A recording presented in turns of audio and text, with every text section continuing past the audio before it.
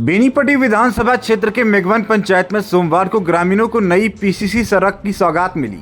बिहार सरकार के पूर्व मंत्री एवं बेनीपट्टी के विधायक विनोद नारायण झा ने वार्ड संख्या 11 के रामटोला तिनवटिया से श्रीचंद राम के घर तक निर्मित पीसीसी सड़क का लोकार्पण किया।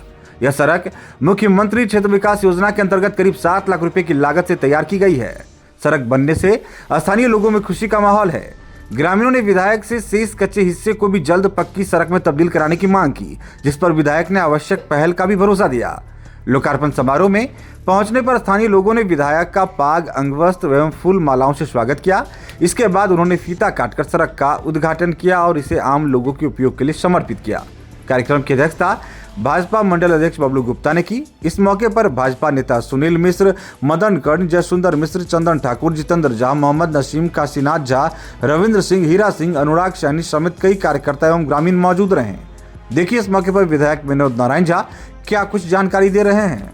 अभी आप लोगों ने देखा होगा कि बेनीपट्टी से गुजरने वाली सिलीगुड़ी गोरखपुर एक्सप्रेस की कागजात नोटिफिकेशन उसके रेखांकन का हो गया। 16 जून को गजट प्रकाशित हुआ, जिसमें इसके रेखांकन की औपचारिकता पूरी हो गई। कुछ विलम्ब के कारण चिंताएं लोगों की बढ़ रही थी, वो चिंता अब समाप्त हुई। दरअसल गोरखपुर सिलीगुड़ी बन जाने के बाद बेनीपट्टी इलाके की आर्थिक स्थिति में असाधारण बदलाव तो आएगा ही आएगा, बल्कि संपूर्ण मिथिला इलाके में ये एक गेम चेंजर का काम करेगा। विकास की नई अवधारणा पैदा होगी और विकास के नए मानक स्थापित होंगे।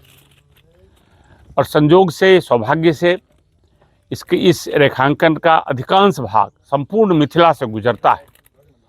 यह सिलीगुड़ी गोरखपुर जो 568 किलोमीटर की इसकी लंबाई है, गोरखपुर से चलकर सिलीगुड़ी तक जाएगी, जिसमें 417 किलोमीटर बिहार होकर गुजरेगी और उस 417 में करीब 350 किलोमीटर मैथिली बोलने वाले इलाके से गुजरेगी और नेपाल के बॉर्डर से पास करेगी।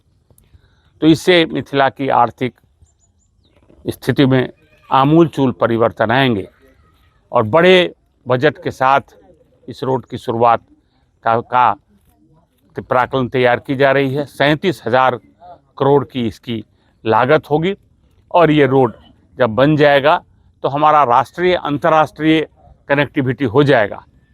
इसलिए इतनी बड़ी हमारी जो प्रधानमंत्री नरेंद्र मोदी जी को हम बेनीपट्टी की जनता की ओर से और पूरे मिथिला इलाके की ओर से आभार और धन्यवाद देते हैं।